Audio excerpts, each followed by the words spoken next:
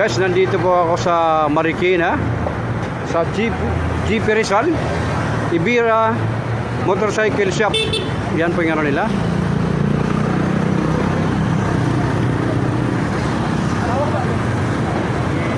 Ang sino bang gustong magpagawa, dito lang po kayo. Magagaling pong mga mekaniko rito. Sino gustong bumili ng mga gulong, meron po dyan.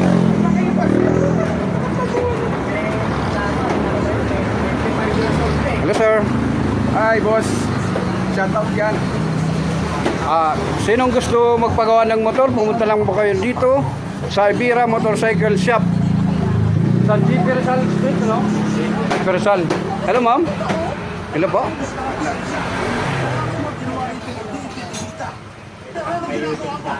Ginagawa ko?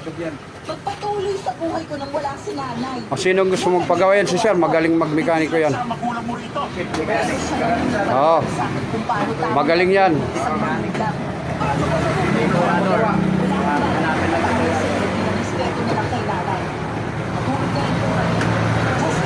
Matulog ka lang po tayo.